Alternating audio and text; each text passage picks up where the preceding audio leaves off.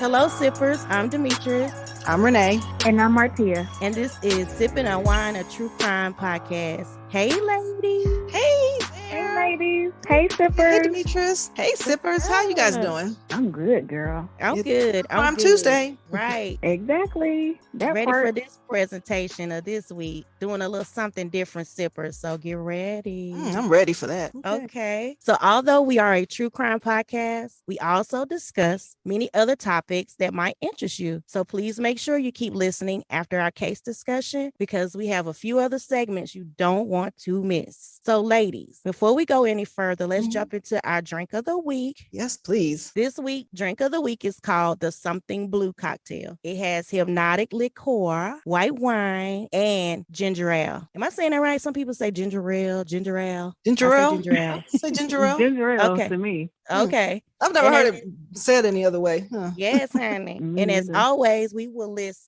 all ingredients on our social media. So please tag us, as the lovely ladies of Sipping and Wine say. Tag us and let us know you try it. Right, please. Okay. Yeah, we got Love a to little see old it. school flair today with a little hypnotic in there or whatever. Yeah, I know, right? Gotta make you believe. So before we begin speaking on this week's true crime, we want to acknowledge the people that these crimes have left a lasting impact on. We also want to send our heartfelt sympathy to not only the survivors, but also the loved ones and friends of all the victims we are about to discuss in today's episode. I have a disclaimer as always. Some of the material in today's episode might be unsuitable for most listeners. Discretion is fully advised. Before we begin, I have a question for you lovely ladies. It's always a setup. Have either of you done something crazy or out of the ordinary for someone you deeply were in love with and just wanted to help them out? So you do something bizarre for that person, like something out of the real. For example, you stole something to prove your love. Oh, gosh. Or Oh. No, ma'am. No. or you made sure that he didn't talk to nobody else, so you was like sneaky. No, but I have thought about stuff like that, but I don't think I've ever done anything like that. Or have you ever purchased something very expensive knowing you didn't have the money to buy it, but you wanted that person to have it? Oh, no. Okay. No, that's extreme. Well, Have this you? is all like a sneak peek in today's I know. Have you, episode. Demetrius? Have you, Demetrius? You know what? No, I'm so selfish with my money. Oh. No, I'm not going to say selfish. Let me correct myself. I'm grown. I'm frugal. Frugal. There you go. I like that. Cheap. I'm frugal. All right. Well, for this week's true crime, we want to know, sippers, how far will you go for love and money? So leave your comment in the comment section, and we can't wait to see what you write so we can reply. So today's case, ladies, is going to take us to Pennsylvania. Okay. Have we been there? I got to don't start writing down recall. some stuff. I don't think I've done Pennsylvania before. Okay. So this true crime case is about Calia Kane. Y'all ever heard of her name? Mm-mm. Kane? I haven't. Okay, good. Woo. Finally, you know what Hear I'm this saying? one. Let's begin. Calia Kane was originally born in Ohio, but her parents moved to Pennsylvania when she was just 2 years old. Calia has a sister named Jessica, who is 7 years older than her. The girls grew up in a very loving, outgoing, and super supportive family. They did not want or need for anything. Their family was like the American dream, with a big house on a hill and a pool in the backyard. Kalia's mother worked in auditing, and her father worked for the FBI. Calia has a beauty that can catch the eye of any guy. Growing up, she was very active in school and also very active within her community. She even graduated high school with honors, and every college that she had applied for on her list, she was accepted. Oh, wow. But before going off to college, Calia, age 18, decided to take a semester off and get a job. She wanted to earn her own money to support herself. One day, she applied to Wells Fargo in Bala Cynwyd, and she got the job.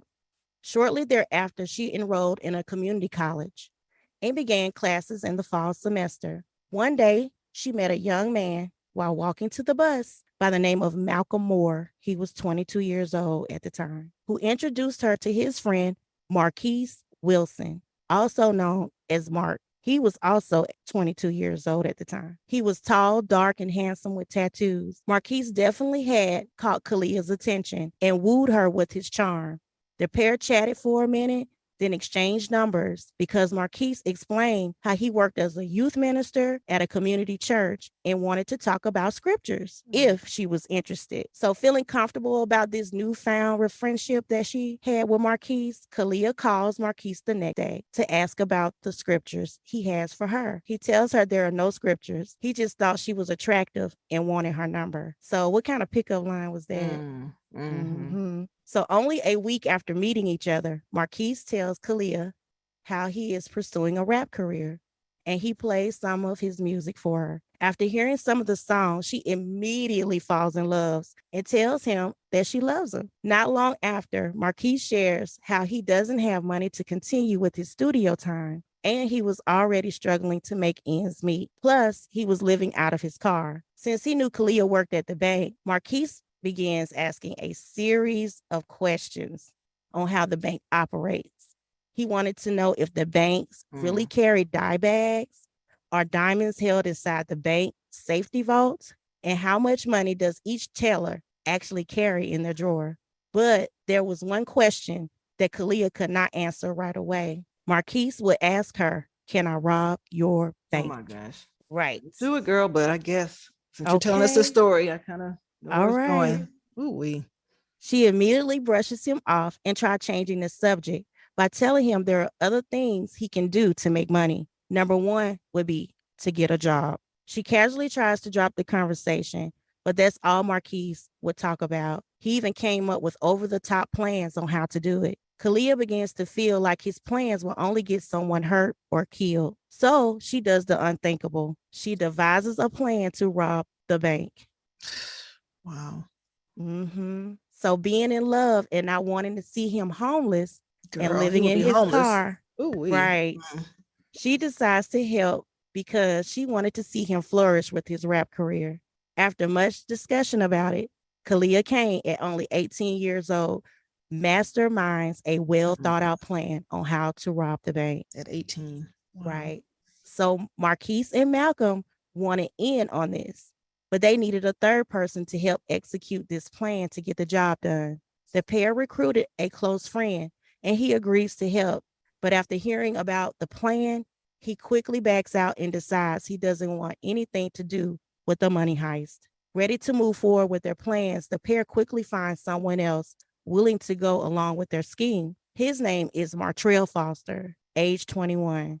They offer him a few $1,000s for his part in the job, and they would split the rest among each other. But as for Calia, she wasn't in it for the money. She didn't want anything at all but to be with Marquise and live happily ever after, getting married, having kids, and living in a big mansion. She believed the money would give Marquise the studio time he needed so he can focus on becoming a big rap star. So y'all just keep in mind, she's only 18. Goodness. Right. So on November 4th, 2013, Calia Kane would start her day as usual, feeling a little nervous and skeptical on what was about to unfold. She walked into Wells Fargo expecting the unexpected and questioning what did she sign up to do. The plan was for the men to be in and out in under 10 minutes because this is how long it would take for police to arrive at the bank. She made absolutely sure everyone was aware of all the cameras, both inside and outside the bank. Every detail was well thought out, even down to how and where to park the vehicle. Calia also advised it was best to rob the bank on a Monday because money would be carried over from the weekend in very large amounts. So this all had to be done at a certain time of the day due to less customers inside the bank. She made it clear to them that no one was to be harmed or killed. While awaiting for Calia's signal for the right time to enter the bank, Marquise grew more and more impatient, sending her texts back to back, causing an already nervous Calia to question what was she doing. Seconds later, she would send Marquise a signal that would change her life forever. On November 4th at 11:15 a.m., three masked men charged into the bank very aggressively, with Malcolm holding a 40 caliber semi-automatic pistol and pointing it at anyone who moved, shouting for everyone to get the F on the ground.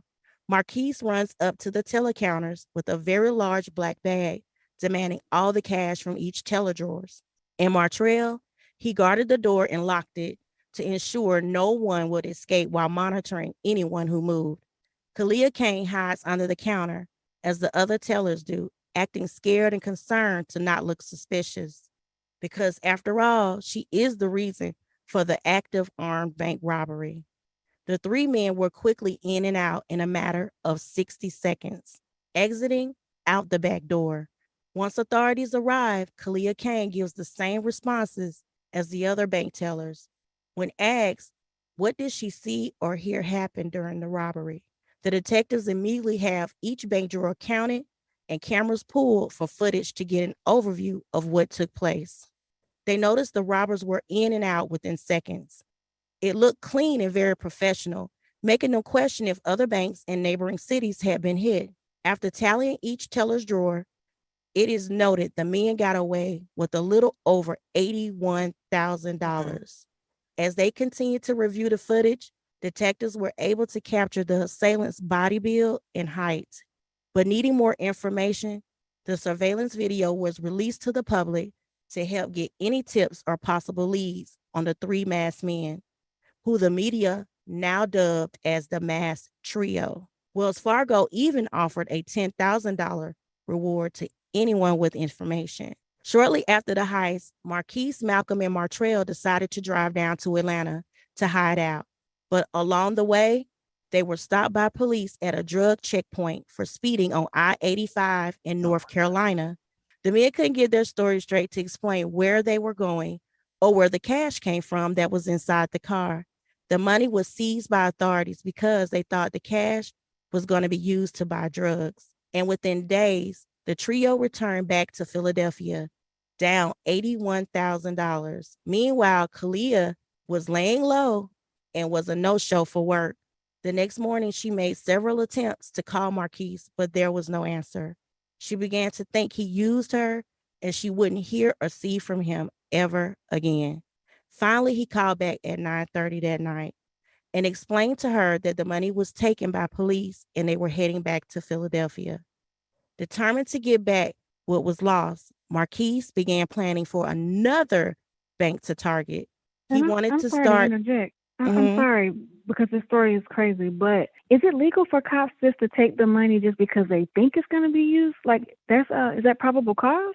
It's some sort of word for I think it's like civil forfeiture or something like that. Where if Something you like that, have Renee. you have I should have something, looked into that. I didn't think about yeah, that like if you part. have over a I certain never knew amount of that was money okay. and you can't prove where it came from, they can Right, legally take it. right, Oh, Yeah. but it's specifically if it's cash.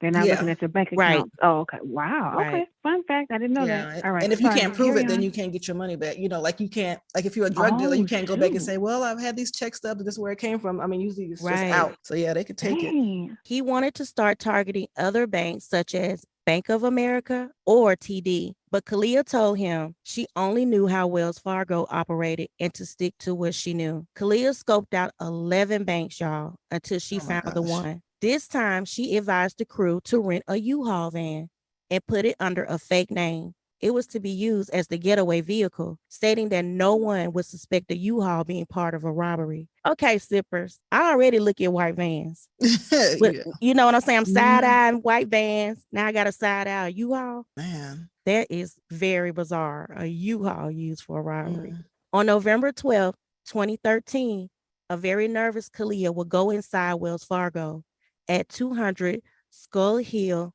Road to scope out the location by counting the number of customers and bank tellers before the robbery. Because once she walks out and pulls off in her car, that is Marquise, Malcolm, and Martrell's cue to go inside. As they did with the previous robbery, Malcolm had the gun shouting for everyone to get down, while Marquise had the bag collecting the cash, and Martrell locked and guarded the door. It only took them several seconds to collect the cash, and they exited out the back door the same way as they did the first robbery. The trio walked out with a little over $71,000 this time. Mm. Right.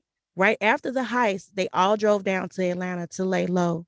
Feeling like things would come to an end, Kalia was constantly They came thinking, to Atlanta to lay low. That's pretty funny. Lay low and Right. Atlanta do not belong in the same Mhm. sentence. But anyway, go ahead. Ooh, okay. Right. Like, Keep going to especially back in Atlanta. 2013, where were they laying low at in Mhm. Atlanta? Right. Kalia was constantly thinking, when will they get caught?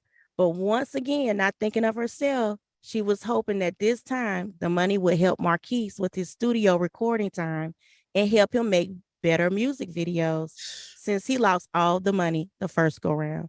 Now, I'll let me interject and stop and hit a pause. This man does have active videos on YouTube. Wait, So, huh? yes, Now? Really? he has rap videos Oh my gosh. on YouTube. Oh, I guess they didn't okay. get pulled. Hmm. Wow. So just a little FYI if anybody want to go check out Marquise and his rap career. Hmm. So meanwhile, We're not giving him no we're not giving him no advertisement for no, that music. okay, well let Right. me say, I just if you just want to go look, just saying. Because I ain't getting no money off of that. But anyway, that was just a Right. little tidbit. Meanwhile, authorities were looking for any leads to catch these robbers before they could strike again. In their research, detectives were able to link both Wells Fargo's robberies because of the surveillance footage. Both banks showcased three men with a similar layout. One comes in with a gun, the other with a bag to collect the money, and the third one locks the door. By time passing and not being able to identify any of the suspects, detectives were in a serious need of a breakthrough. After offering a $10,000 reward for any information, they got the big break they needed, and it came from an unexpected source. Detectives would meet up with the friend who initially turned down the offer to join the crew. He told them everything. He gave up Marquise's name and his phone number. He even told detectives that there was a girl with them. She worked at the bank and she had assisted with the robbery. Taking a deeper dive into social media, detectives found several rap music videos of Marquise Wilson. See, that's I was Mm. leading up to that. And a possible second person in the videos because of his build and height from the surveillance footage. After checking through the phone records, they could see that Calia Kane's name showed up multiple times on the phone logs. They immediately began searching records of her employment with Wells Fargo. They called management and found out that she stopped coming to work after the first robbery had happened and never returned. That's a good way to get caught because you're supposed to act normal. Don't they tell you you Exactly. act normal? You don't go buy big things. Don't go buy a car or how like whatever. Right. Just play it And she cool. should have just returned to work. Ugh. Like why would you In not? my opinion, I mean, if you want Yeah. to lay low, like you saying you're laying low. While laying low in Atlanta, things weren't in the honeymoon phase anymore for both Kalia and Marquise. He wasn't the loving boyfriend he pretended to be weeks ago. Kalia was being emotionally and physically abused by Marquise. His true colors and true intentions began to surface. That's when Kalia realized she was being used. He wasn't in love with her, but loved what she could do for him. Mm. The FBI and Philly PD were now on their trail. They were able to track three of the four suspects through their social media accounts. The accounts show their location to be Oh my in gosh. Atlanta, Georgia. Dummies. Right. The detectives decided to set up a trap and capture all three suspects at the home. Kalia Kane, Marquise Wilson, and Malcolm Moore were all captured on January 27th, 2014, only 84 days after the first heist. Kalia Kane was ready for it all to be over. She found out during her interrogation that Marquise blamed her for everything and denied any of his involvement in the armed bank robbery. This made Kalia Wow. question her loyalty to him. Right. She told everything that happened for a plea deal of a lesser sentence, testifying against Marquise at his own trial. As for Martrell Foster, detectives were able to find him through looking back over several rap videos available online. He was on the run, but they managed to capture him. And just like Kalia, once in custody, Martrell decided to tell everything to try for a lesser sentence. As for Marquise and Malcolm, they continued to claim their innocence and blame Kalia for everything and continued to deny their involvement. But let me share this, ladies and sippers, before I close out to the end of this one. In researching this case, I don't know if it's true, but I want to say allegedly because that's my favorite word. Allegedly. Mhm. At first, Calia was trying to protect Marquise because she didn't want him in trouble. But remember, she was in love and wanted his career to be this big rap thing for him. But it would be detectives that had to break the news by asking, why are you protecting someone for his involvement when he doesn't care about you? They told her to look out only for herself and her future. They also shared with her that although you may know Marquise and Malcolm to call each other brothers, what they really are to each other, they are lovers. Pause break. Shut the front door. Are Right. you serious? Get out of it. But that makes it even worse though. The old dude spilled all the info. I mean, he just like straight up told everything, and they were lovers. Right. Yikes! Yep. The friend, I guess he knew and he told it all. He was like, look, Dang. so detectives told her, quit protecting him. This man does not love you. He doesn't respect you, care about you. It was only about the money. Ouch. And then when he disclosed they are lovers, ooh. So Mm. Marquise, they told her that Marquise never loved you from the beginning. He used you to get what he wanted, which was fast money. Mm. So that took me out, y'all. I was like, lovers. Dang. Oof. Yeah, I wasn't Clutch, expecting that one. clutching my pearls, y'all. I was Mhm. clutching my pearls that I That don't was a own. twist. Mm. Right. So fast forward to the sentencing. Malcolm Moore was convicted on 5 counts: conspiracy to commit armed robbery, armed bank robbery, aiding and abetting, and carrying and using and aiding and abetting the use and carrying of a firearm in relation to a crime of violence. He was sentenced to 32 years in Petersburg. As for Marquise Wilson, he was convicted of the same counts. He was sentenced to 43 years because he Ooh. spearheaded both armed bank robberies. He also manipulated those involved to go along with his plan. So that's why he got 43. So as for Martrell Foster, he was sentenced to 7 years in prison. And the mastermind behind it all, Calia Kane, Oof. she I knew served she'd be. 6 years for her That's involvement. it. Mhm. Wow. Even though she was a victim to Marquise Wilson's manipulation Still. and using her to commit a crime. Wow. You only served She got off easy. 6 years. Right. She got So off here's easy. a quick update. Kalia Kane is out of prison and in Mhm. school for communications, arts, and humanity. She is looking to starting a nonprofit for women who are in similar situations. She states in a documentary that I watched that she's really, really happy right now. And she says she's just ready for a better future and she's learned a tough lesson learned.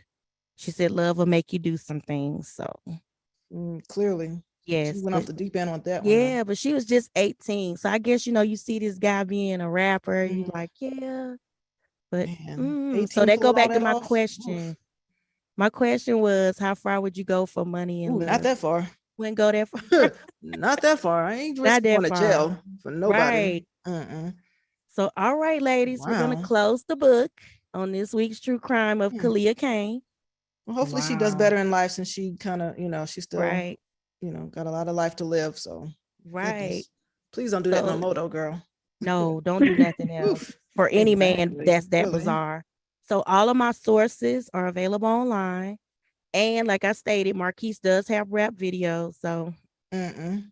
no promotion. Okay. But also, also her story can be found on Super Heist. I do believe that's what it is. Don't quote me. I'll try to Is that a put it TV on. show?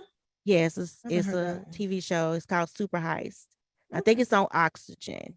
Hmm. So Okay. yeah, check that out. That was pretty good for that one regarding her case. And ladies, with that being said, we're going to close the book on Kalia Kane. Mm. Okay, ladies, let's move into our next segment, which we Okay. call Random Wind Down, where we select random current events or things of our interest to have an open discussion and give our opinions. So, since this episode is about an armed bank robbery case, I have some fun facts about the bank. So, did you know that it wasn't until 1934 that it became a federal crime under the FBI jurisdiction to rob any national bank or state member bank on the Federal Reserve? So, it wasn't Okay, until Maggie. 1934. Mm. Right. That's crazy. Okay. So I Yeah. had to throw that in there because I was like, when did it Yeah. become a law to start, robbing a bank that you get arrested? Because y'all remember like those back in the days, Back in those the day, yeah. Western Mhm. films, they show people walk in, give me the money, and they Yep. just walk right out. So that's crazy. But did you ladies also know that most bank robberies happen on a Friday? Really? Wonder why Mhm. Friday? No, They what's said behind this that? Did is they say? Yes, they said this is thought to believe that banks will have more money on hand because on Friday it is a common payday for most people to receive their paychecks. Yeah, So they but like, they getting money out of the bank. They're right. cashing it and getting their money. So But it's think not like about it, it I has to be don't know. deposited into their accounts Yeah, and I the guess, but bank it's not parks really it until cash at you that come and point. remove it. So Yeah. yeah, Hmm. that is crazy. Friday is interesting. Okay. Maybe they Right. want to party for the weekend too. Okay. You know? I thought about that as Hmm. well. Pretty So crazy. the Wow. ladies, did you know the first bank robbery in the U.S. history happened in 1866 by the infamous brothers Jesse James and Frank James in Liberty, Missouri? They stole $60,000. Just some hood Wow, rats. that's a lot of money for that time. Right. I wonder if that was like considered millionaire status, $60,000. Exactly. They were Wow. balling back then Yeah, that's in a lot. 1866, You can do a right? whole bunch with that. You can probably buy 2, 3 houses. Exactly. Okay. So I Man. got another fun fact. A man named J.L. Hunter Roundtree is the oldest bank robber in the U.S. history. He was arrested at 92 years old.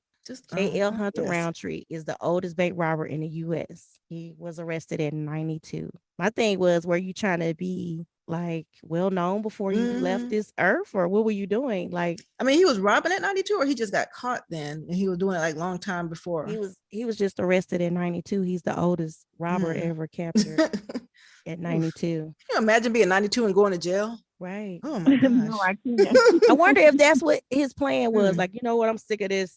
I'm just gonna Man. go and rob a bank. I don't know. Goodness. That was weird. It didn't state, why his reasons or anything, but he's the oldest arrested for robbing a bank. And also, cyber attacks on banks during the pandemic spiked by 238%. People saw the banks as vulnerable and easy targets. So that's why the cyber bullies came out and they said they hit up the banks pretty heavy during the pandemic. Wow. Right. So, ladies, I have a question before we close out this segment. Uh-oh. What state do you think has the most bank robberies? Virginia. I'm thinking New York. All right, here we go. What is it? California is number one. You know what? I was thinking that, but I was like, I nah. started to say Okay. that. Yeah, me too. I That's was crazy. thinking it, but Mama. yeah. The Wow. second one is New York. Okay. The third one is Colorado. Really? I don't know how they got on the map, but Colorado is on there. That's Texas. interesting. And I sure was thinking either California or New York. Okay, so my guess was the second one, but I'm Right. surprised by Colorado. That's wild. Right. Yeah, I know, right? As being And then we have Texas, Arizona, and then Florida. Georgia Those ain't are on your that top list? 6. Okay. Right. Well, where'd it I'm go? gonna leave it at that because that list goes on and on. But that was crazy. I was like, California, why not New York? I thought New York would be number one as well, but that was weird. Okay. Okay, sippers. Now that we discussed our random wine down, I want to move into what we call spill the wine. Uh-oh. Ready? Okay. It's one of my favorite segments. So I'm ready. Okay, we're gonna move into a segment of our show called Spill the Wine. Our Spill the Wine is a segment where you, our sippers, send us an email or DM asking our opinion about a situation you need some advice on. The three of us will give our separate viewpoints and share our opinions about how you should resolve your issue. All the Spill the Wine submissions are anonymous, and we will never share your identity. With that being said, ladies, here's the first one. This one says, I need some female advice. My girlfriend recently told me she wants to break up. I love her and I don't want to lose her by any means. She is upset that I answer my ex's phone calls, but in her defense, she only calls me twice a day. Because my ex and I both decided we are better off just being friends. I don't know why my girlfriend is upset about us keeping in touch. My girlfriend also told me she is very frustrated that my ex is invited by my family to different family gatherings. How do I show her that I love her and I'm committed to only her and not to worry about my ex? But I want us to someday get married. So what do you Who get married to the ex? know to his current The girlfriend? girl. Okay. Mhm. So when you are you finished Yeah. reading? Okay. So my Mhm. question: you said 2 times a day. The ex girlfriend calls 2 times a day. She calls twice a day. Oh, girl. No, ma'am. And he wanted to Mm-mm. know, why should she get upset? Why should his current girlfriend get upset about that? We're not doing that. Oh, 2 times a day? Like, right. and this is an ex? No. That's Yes. a lot for two And times a day and is his pretty family excessive. is constantly inviting the ex to Like, family what y'all talking functions. about? What you got to talk about so urgently 2 times a day? Like, no. Right. Do they have a kid in common? Not that I know of. Like, do they? Oh, No, it okay. wasn't stated in here, but no. I Well, didn't I'll let see Renee that. go first on this one. Right, because there's like no kids, so there's no reason for y'all to still talk. Yeah, Like there's you no don't have reason for you to to. call twice a day. Yeah, and not even call at all. Or maybe if you want to call every blue moon, say hey, but twice a day, that's a lot. That's a Right. relationship.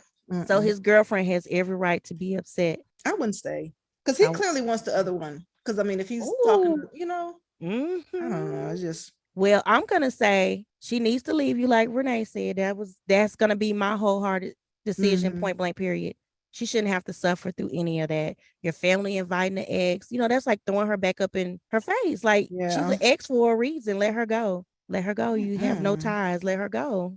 I'm just still stuck on that 2 times a day. Right. Twice a Like, day. Yeah, that's a lot to be talking to an ex. I don't talk to nobody 2 times a Oh. day. He Like said, but in her defense, she only calls me twice a day. Like it's a set number. I Like wonder twice is if he okay. still has those conversations with the girlfriend there. Like does he talk to the ex while the girlfriend is sitting right there, or is it like you know what I'm saying? Because I was getting ready to say, I wonder what are they talking about twice a day? Right.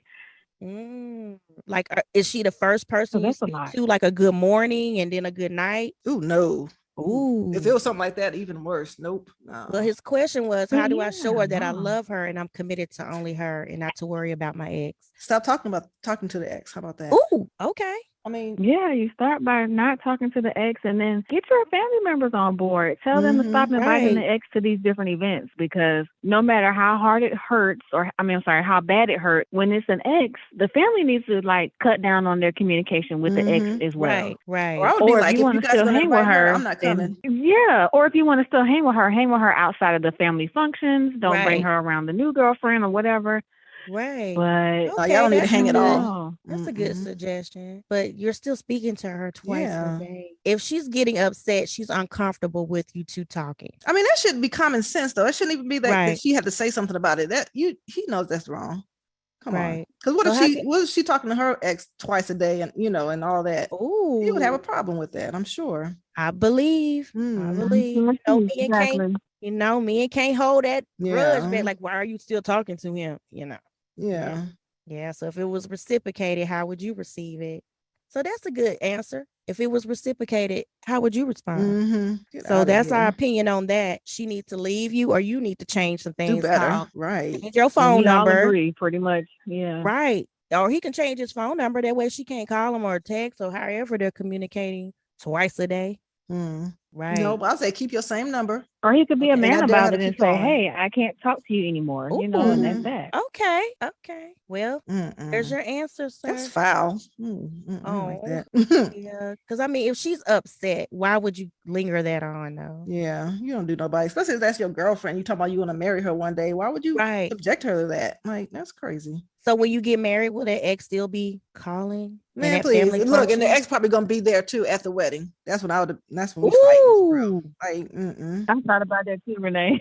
Oh gosh, right, y'all doing deep dives. I didn't even because she'd get invited though, since he talks to her twice a day and the family, like no, right. That's crazy. Good luck with that. Well, that's our responses, and I really love Renee and Martiz. Be a man about it. Do better. Yeah, leave her. Because I think he still wants the ex too. Because if you didn't, dude ain't gonna talk to you that much if he don't want you. Okay. You know what I'm saying? Like, dudes ain't gonna do that. They're not gonna carry on conversations with you unless they want you or want something, But he said they were better off being friends though. So whatever. Would you still keep in touch? Friends, fine. Facebook friends, they can yeah, follow each other, whatever. But So my thing is, what are you talking about? Like, are you talking like if your girlfriend makes you mad, are you talking to your ex-girlfriend about your new girlfriend? So then she coming around and know like y'all information. I don't know. That's just like what are you like? Are you sharing like when we have arguments or something going on, or like red flags, young lady? Really, red flags. It's a lot of them, especially if the family keep inviting her. Red flags. Wave it. We're waving it heavy over here. Red. Oof, all right, heavy. Well, ladies, let's move on to our second one, because we have one more in the box. Okay. So this one says, SNU, what would you do? Okay. All right.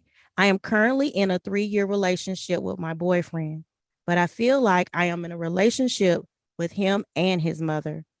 She constantly calls him throughout the day and wants to be over at our house all the time. We recently booked a 7-day trip to go overseas for a romantic getaway. I cannot wait to go, ladies. Mama ain't going too, is she? Oh my gosh, keep reading. I'm sorry.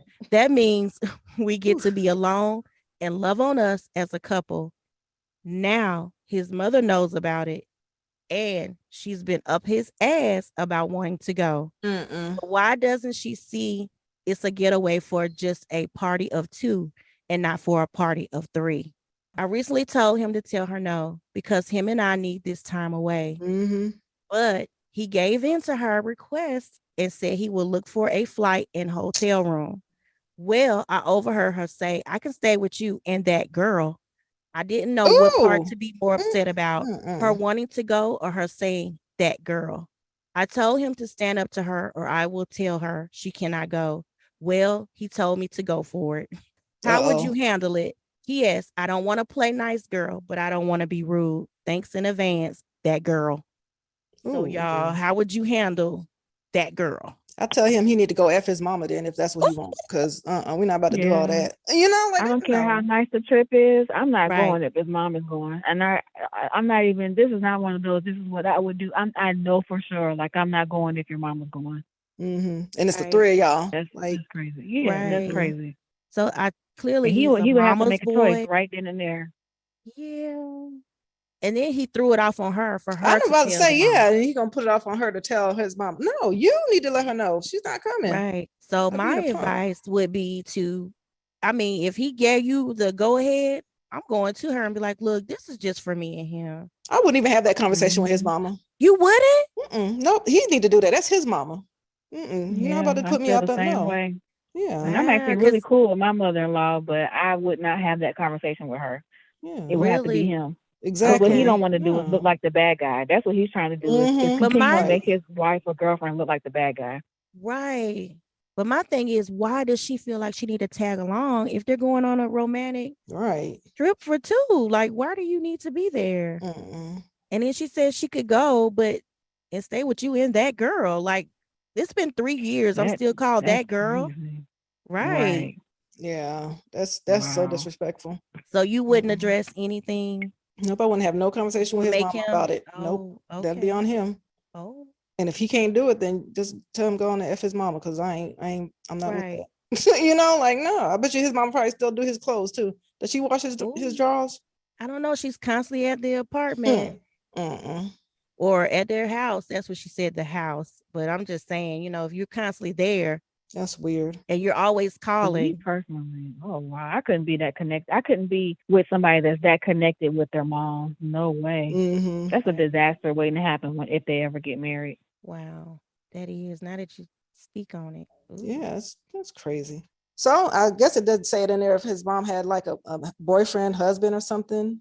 Right? No, it didn't say that. I wonder if he was like a single, she was a single mom or something. You know how sometimes when you have a single mom with boys, they baby them up until. Don't they have a show called Mama Boy or something similar? Yeah, I never watched that because that's just weird. That's kind of bizarre, off the wall. That's just weird. My advice, even though the ladies are saying something totally different, I would address her. Woman to woman, if you trying to come on my trip with me and my man. I need this alone time. We need it because you're constantly calling. You're constantly here. Why are you going to follow us out the country to, on a romantic destination? Exactly. So I think I would. And we going to have toe to toe. I won't be nasty. Like she said, she don't want to be rude, but, you do want to get your point across. Give us this time. It's just 7 days. You will be okay. It's just 7 days. Yeah. Like, let us breathe for 7 days. That's so weird. That is weird. Ooh, I don't know, girl. That's my advice on that. Tell her off, but be nice about it. And if try. If he's looking for hotel rooms and flights, I mean, is she really gonna go? Like, how do you avoid her? Yeah, my advice is to give that man an ultimatum. Like, that's it. All right. That's my advice. But and especially she called her that girl. That part, exactly. Yeah, like right. That girl. Like, I don't have a name for 3 years. What have you been calling me? That girl. Ooh. Yeah. So that's our opinions. We hope that you get that situation resolved, because if your trip is anytime soon, oh my goodness, that's gonna be something to deal with. So this will bring us, ladies, to the end of our episode for this week's True Crime Tuesday is True Crime. over already. Yes, it's over. So okay, sippers, this concludes this week. Okay. And we appreciate the people who send in their Spill the Wine submissions. Oh, thank you. Keep them coming. Keep them coming. Keep them coming. We like those. That's my favorite segment. Yeah, that first one though. I mean, let the ex go, please. Right. Ugh. Women don't see it. For women, that's like you keeping competition around for what? For what? Why do I have to compete with time? Like, why are you calling her twice a day? Like, what's going on? Yeah. Yeah, let that go. And this one, girl, I wish you luck. I hope you can go on your romantic cruise or however trip by yourself with your man. Really? And not a party of 3. Goodness. Because that's very disturbing. Weird. Like, in my mind, I'm trying to think about, do I want my mother? That's weird. Something romantic? No. Because, you end up changing the way you dress and everything. You might want to have your hoo-ha's out, and then they're going, oh, look at how she need to cover up. Because if you calling her that girl, I'm pretty sure you're judging other things about her as well. Exactly. All right. Okay, sippers, this concludes this week's Sipping on Wine True Crime Podcast. Please make sure you share this episode with your friends and follow us on all social media platforms so that you can be the first to listen to new episodes every Tuesday. So we've been on it for you guys for a very long time. Really? So, we need that engagement up. Comment, share, like, subscribe, all that. And with that being said, we hate to leave, but we gotta go. But we gotta go. All right, sippers. Bye. Bye, sippers. Bye, ladies. Bye, ladies. Bye, sippers. Bye.